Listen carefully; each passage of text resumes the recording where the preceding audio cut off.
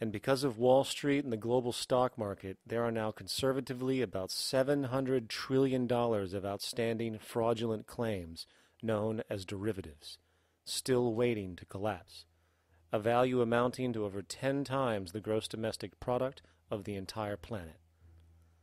And while we have seen the bailouts of corporations and banks by governments, which of course comedically borrow their money from banks to begin with, we are now seeing attempts to bail out whole countries by conglomerates of other countries through the international banks.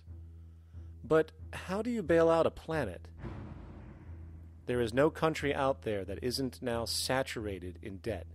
The cascade of sovereign debt defaults we have seen can only be the beginning when the math is taken into account.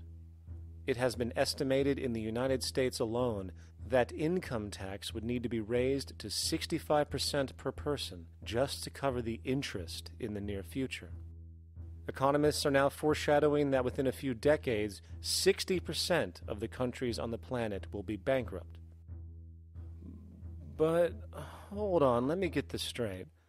The world is going bankrupt, whatever the hell that means, because of this idea called debt, which doesn't even exist in the physical reality. It's only part of a game that we've invented. And yet, the well-being of billions of people is now being compromised. Extreme layoffs, tent cities, accelerating poverty, austerity measures imposed, schools shutting down, child hunger, and other levels of familial deprivation, all because of this elaborate fiction. What are we, fucking stupid? Hey, Mars, my man. Help a brother out, huh? Grow up, kid.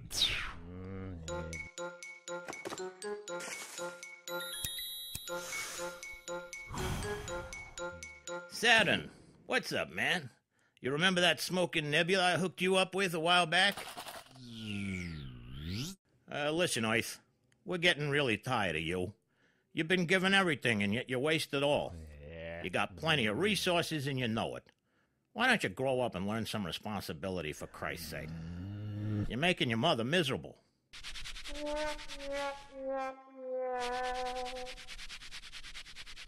You're on your own, pal. Yeah, whatever.